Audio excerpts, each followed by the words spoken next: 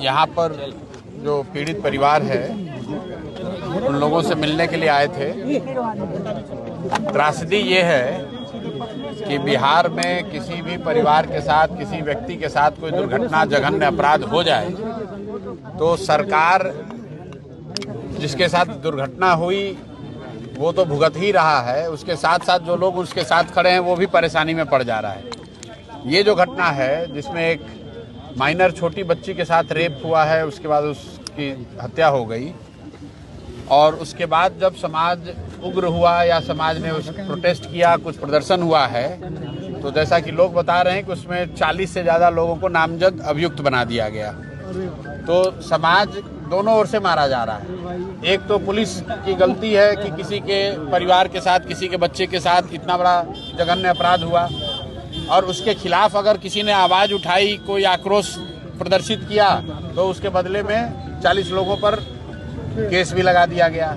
जो मुझे लोग बता रहे हैं अभी जो पीड़िता के साथ हुआ उस पर पुलिस ने शायद कार्रवाई की है, लेकिन अभी मैं जिन लोगों से मिला हूँ, पूरा जो यहाँ मोहल्ला है वहाँ पर तो लोग इस बात को लेकर ज़्यादा परेशान हैं कि हर दिन यहाँ पुलिस रेड कर रही है और कोई 6 लोग जेल में हैं और बाकी के करीब 38-39 लोगों को पुलिस खोज रही है। तो मेरा अपना मानना है कि जो कुछ भी हुआ है इसको प्रशासन को मानवीय नज़रिया रखना चाहिए।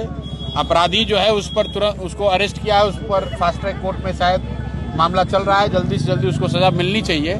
लेकिन उस घटना से जुड़े हुए जो घटनाक्रम है उसमें कई लोग जो अपराधी घोषित कर दिए गए हैं या जिन पर पुलिस ने केस कर दिया है, उन पर मानवीय रुख अपनाकर लोगों को परेशान नहीं करना चाहिए, उनको छोड़ देना चाहिए। ऐसे अपराध करें क्या सिर्फ उम्र कैद की सजा सही है? भाई सजा क्या है वो तो पोस्को एक्ट में जो भी न्यायालय तय करेगा वही सजा सही मानी जाएगी। हम लोग नागरिक होने के नाते आप तो ये कह सकते हैं कि कड़ी से कड़ी सजा मिले जो न्याय संगत हो, लेकिन यहाँ पर जो मामला है वो 2 मामला है।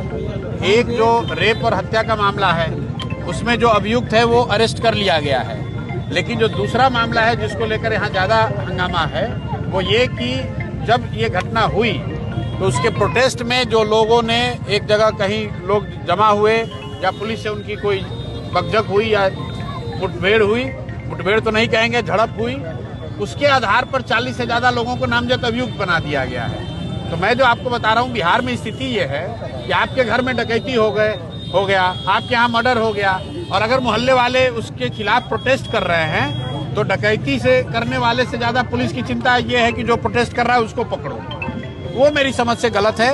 तो हम लोग यहाँ पुलिस के वरीय जो पदाधिकारी हैं उनसे भी ये आग्रह करेंगे, बात करेंगे अपने स्तर पर भी कि जिन लोगों पर को आपने उपद्रव के नाम पर जिन पर केस किया है उन पर सहानुभूति पूर्ण रवैया अपनाकर उन पर कार्रवाई नहीं की जाए।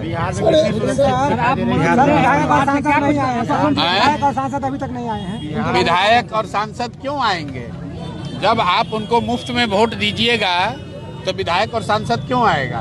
विधायक और सांसद को मालूम है कि अगली बार जब चुनाव होगा आज से 2 वर्ष के बाद, साल भर के बाद, 2 साल के बाद चुनाव होगा तो फिर आपको हिंदू मुसलमान बनाया जाएगा, अगड़ा पिछड़ा किया जाएगा, तब लोग अपना कष्ट भूल जाएंगे। आपके बच्चों के साथ क्या हुआ, आपके साथ क्या हुआ भूल जाइएगा और चुनाव के दिन फिर मोदी जी का नाम सुनकर, नीतीश जी का चेहरा देखकर, लालू जी का सुनकर आप वोट दे दीजिएगा। आज कोई नहीं आ रहा है देखने। यही बात तो जनसुराज 3 वर्ष से बता रहा है कि भाई अगर आप अपना और अपने बच्चों की चिंता नहीं करोगे तो ना उसके लिए पढ़ाई होगी, ना उसके लिए रोजगार होगा, ना उसके लिए सुरक्षा होगी।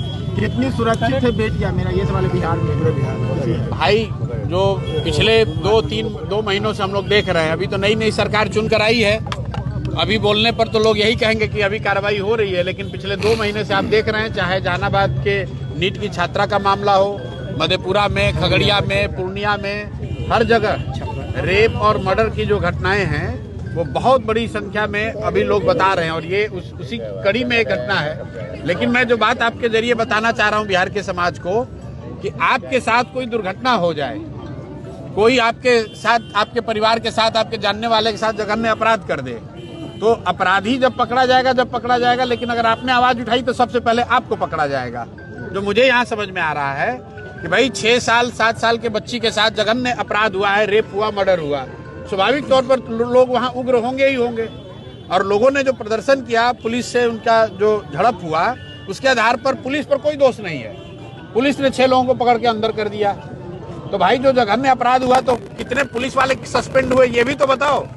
अगर वो घटना हुई ही नहीं रहती तो क्यों पुलिस के साथ किसी का झड़प होता है? तो मूल जो जड़ है, वो जो जघन्य अपराध हुआ है उस जड़ के लिए जो दोषी है उनको कोई पूछने वाला नहीं है। पुलिस प्रशासन की कोई जवाबदेही नहीं है, लेकिन उनकी लापरवाही से या उनकी कमी से, उनकी गलती से जो दुर्घटना हुई उसके खिलाफ में जो लोग रोड पर उतरे तो उन पर आपने केस कर दिया। तो इसी के लिए लोग कह रहे हैं कि एकदम कंप्लीट यहाँ पर जो है अधिकारियों का जंगल राज है। आप अधिकारियों के खिलाफ कुछ नहीं कह सकते हैं, कुछ नहीं कर सकते हैं। पुलिस की गलती है, पुलिस को शर्मिंदगी होनी चाहिए, पुलिस को माफी मांगना चाहिए, पुलिस अफसरों पर कार्रवाई होनी चाहिए। यहाँ उल्टे जो लोग पीड़ित हैं उन्हीं के घर के बच्चों को पकड़कर जेल में डाला जा रहा है।